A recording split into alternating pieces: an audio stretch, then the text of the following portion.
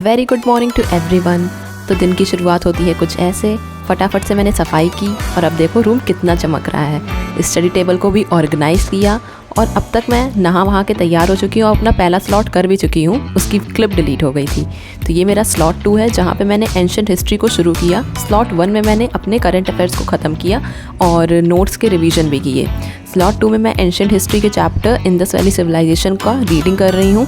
बाद में इसके नोट्स भी बनाऊँगी। तो चलिए देखते हैं। ये ancient history by RS Sharma है। आप चाहें तो ये बुक ऑप्ट कर सकते हैं क्योंकि ज़्यादातर एस्पायरेंट्स यही बुक पढ़ते हैं। इसमें मैंने आज 5 चैप्टर्स कंप्लीट किए। एक तो इंडस वैली सिविलाइजेशन और फिर चाकोलिथिक एज, पैलोलिथिक एज, ये सारे एजेस मैंने कंप्लीट किए।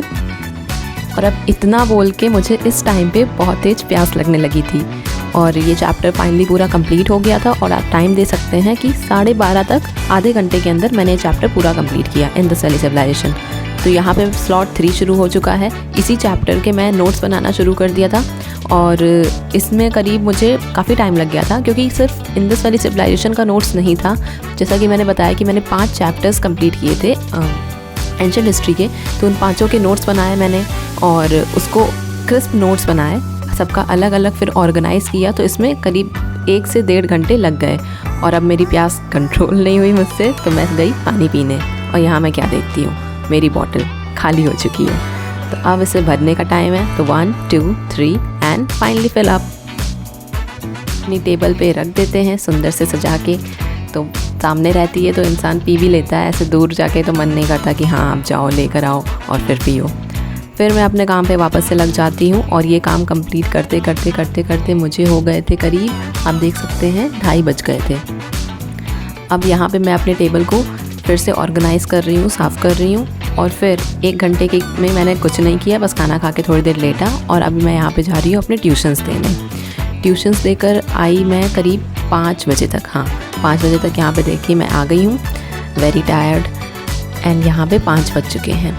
अब यहाँ से मैं अपना शुरू करूँगी स्लॉट 4 जहाँ पे मैंने कुछ रिपोर्ट्स के जो नोट्स मैं बना चुकी हूँ, जैसे ARC रिपोर्ट्स और एक बार UPSC के सिलेबस को ध्यान से देखना, साथ ही साथ कुछ पुराने नोट्स थे, इन सबको मैंने एक साथ देख लिया, पढ़ लिया। और ये सब पढ़ते पढ़ते पढ़ते पढ़ते 9 बज गए थे। मैं काफ़ी थक गई थी और टाइम हो गया था डिनर का।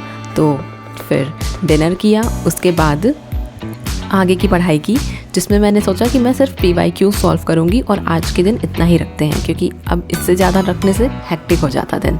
तो 9 बज चुके थे, यहाँ पे मैंने डिनर किया एंड फिर PYQ सॉल्व करने के लिए आ गई। एंड गेस व्हाट, मैं जैसे ही बैठी लाइट जा चुकी थी। तो क्या फिर उसे बैठ के मैंने PYQ सॉल्व किए। जो भी चैप्टर्स मैंने पढ़े हैं उससे रिलेटेड क्वेश्चंस मैं ढूंढ रही थी और उन्हीं को सॉल्व कर रही थी क्योंकि बाकी सब सॉल्व करने का तो कोई मतलब है नहीं क्योंकि वो तो मुझे आएगा नहीं अभी।